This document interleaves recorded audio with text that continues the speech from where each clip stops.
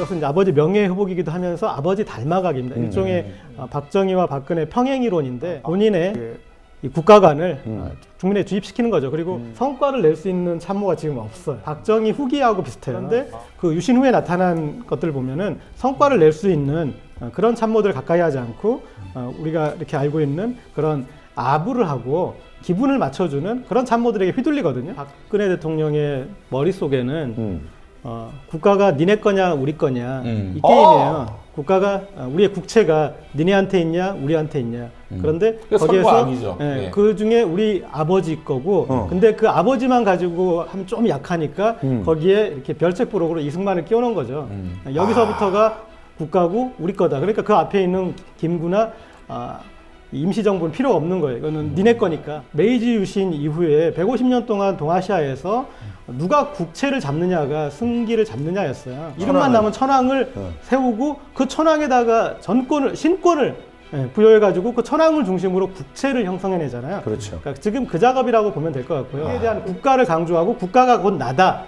그 정서들 그것들을 만들어내는 작업을 아버지가 했었고 그 그렇죠. 작업을 지금 답습하는 거다. 그래서 이거는 국가가 너네 거냐 내 거냐 그 싸움이라고 봐야 돼요. 그 얼마 전에 실을 때 뭐 우리 한겨레 구성원이라든지 혹은 사실은 한겨레 독자 가운데서도 뭐 그 정도 내용의 그런 것 정도는 우리가 받아들일 수 있는 것 아닌가 하는 인식 그 태도 저는 그런 거는 이게 2년 전쟁으로 갔을 때 우리가 질 수밖에 없는 핵심적인 이유 가운데 하나를 설명하고 있다고 봐요. 이 역사를 통해서 이 아버지의 명예를 회복하고 혹은 할아버지의 명예를 회복하는 거는 본인들 생존과도 직결된 문제인 반면에 우리는 이걸 굉장히 나이브하게 받아들이고 있는 측면이 있는 것 같아요. 이 반대쪽에서는. 교과서 역사전쟁을 프레임을 좀 정밀하게 보면은 여권과 야권이 지금 1승 1무 1패의 형세예요. 그러니까 친일을 내세우면 야권이 무조건 이기는 거죠. 그 다음에 독재를 내세우면 이건 무승부예요. 그걸 독재로 바라보는 시선도 있고 아니다. 아닌 시선도 있으니까. 야권이 패하는 부분은 말씀하셨던 종북 부분이에요. 종북 논쟁으로 흘러가면 여권이 이기는 것이고 역사 논쟁이 친일로 가고 또 독재의 문제로 환기되면은 근데 친일로 갈수록 이제 이 야권이 이기는 것인데 친일 성상과 이걸로 승리를 해본 적이 없기 때문에 미래에 벌어질 악에 대한 거잖아요. 현재의 구현된 악 그리고 현재의 잘못된 실정 모든 것들을 이 희석되고 선거를 이걸로만 치르게 된다는 거죠. 이게 가장 큰 어떻게 보면 효과인 것 같아요. 과를 덮어버리고 공을 거죠. 부각시키려고 한다라고 하는 얘기랑 일맥상통한 얘기죠. 이제 과가 이슈가 안 되게 만든 효과는 있는 거죠. 가장 약한 적을 대상으로 삼는다는 고재열 기자 말에 교과서도 해당하는 거 아닙니까? 교과서를 만드는 주체만 신경을 쓴 것 같아요. 박근혜 대통령이. 그거를 소비하는 소비자들. 소비하는 학생들, 학생들을 외면한 것 같습니다. 가짜 교과서로, 잘못된 교과서로 공부하기 싫다 이렇게 선언을 하고 있지 않습니까?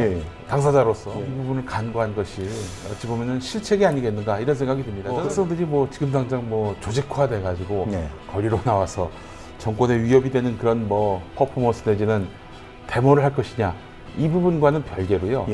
일단 이 국정교과서는 나오기도 전에 집필진을 찾기도 전에 나쁜 교과서라고 아주 고립돼 버렸습니다. 규정돼 버렸고요. 이 프레임 안에 갇혔기 때문에 이걸 헤어나올 길이 없어요. 이 순간 저는 망했다고 봅니다. 그것도 당사자들에 의해서 그렇게 규정된 순간 이거는 뭐 도저히 반전의 기회를 찾을 수 없다고 보고요. 물론 공부는 하겠죠. 그러나 비판적으로 공부할 겁니다. 그렇죠. 그러니까 역효과가 난다는 거예요. 이미 뭐 지금 같은 경우는 어떻습니까? 인터넷에 넣는 게 현대사, 근대사, 그리고 고대사 역사 아닙니까?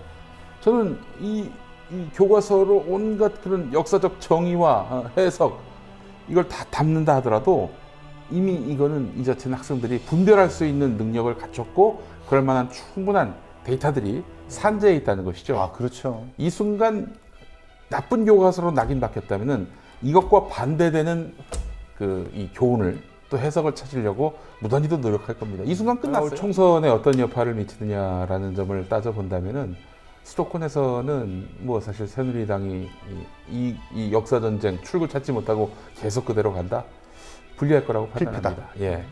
영남권은 다르겠죠. 뭐 거기는 사실 여당이 그 평시 때 주안점을 뒀던 게 뭐냐면은 이 적진의 분열이거든요. 갈기갈기 찢어지는 거. 최대한 분열되는 거. 근데 지금 역사 전쟁 국면에서는 합쳐지는 그런 국면이 완전히 1대1 싸움으로 또 만들어지게 됐단 말이죠. 이런 국면에서 상당히 좀 싸움이 어려워지게 됐다는 점에서 봤을 때 특히 수도권 같이 바람과 또 이런 이슈에 민감한 그런 토대 위에서는 역사 전쟁, 확실한 그 역사 교과서의 그 어떤 분량이 아니다. 이거 굉장히 검정 교과서보다 더 보완된 무언가 퀄리티를 유지할 수 있는 그런 기제가 있다라는 것들을 입증하지 못한다면은 그건 매우 근데 불가능하잖아요. 그러니까 천정배 의원이 이 역사교과서 대응팀에 대응 그 공조를 한다라는 뭐 그런 것까지 얘기를 하던데 그거는 거의 이제 신당의 동력은 사라진 거죠. 그래도 호남 신당은 어떻게 보면 그냥 그 땡처리당 정도밖에 안 되겠죠. 이런 세월호 문제가 이렇게 불거졌다고 그 뒤에 야권이 그것을 어떤 선거의 동력으로 잘 활용했느냐 그 문제도 아닌 것이고 시간이 지날수록 이슈 자체가 식상해질 수 있고 이슈 자체가 지치게 돼요. 역사 전쟁으로 총선까지 그렇게 끌고 갈 실력이 안 됩니다. 제가 봤을 때 여당에게 유리한 요소만 남아요. 왜냐하면 이제 이건 지겨워졌고 아니 그 얘기 가지고 그만해 그냥 교과서 잘 만들면 되지. 아직 뭐 교과서 나오지도 않았는데 왜 계속 지랄이야? 이런 식의 프레임으로 이제 흘러갈 가능성이 큰 거죠. 야권 연대만으로는 부족하다.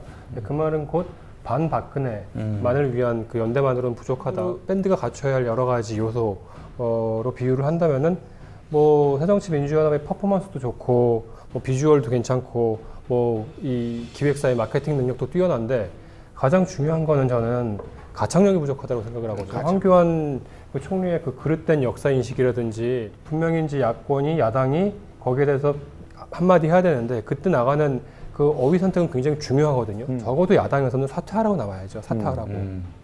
근데 그걸 사죄하라고 이렇게 나와버리니까 이거는 야권 지지층에서도 볼 때 저게 사죄만으로 끝날 만한 사안인가라고 가혹거리게 되는 것이고 뭐 통합진보당 해산시킨 것도 사실은 이념 전쟁의 한 결과물이었죠. 그렇죠. 설마 저거 심판 청구는 정치적 퍼포먼스의 하나겠지. 정말로 저거를 할까? 정당을 해산시켜 버리겠어? 근데 하잖아요, 실제로. 이들은 한단 말이죠. 그러면 그런 걸 볼 때 야당은 거기서 뭘 했냐라고 우리는 물을 수밖에 없는 거예요. 그렇게 마치 본인들이 뭐 고도의 정무적 판단과 그 정치적 계산을 할 수 있는 사람들도 아닌데 제가 볼 때는 그런 거를 선행시켜서 반박근혜도 제대로 못하다 보니까 좀 이 지경에 왔다고 보거든요.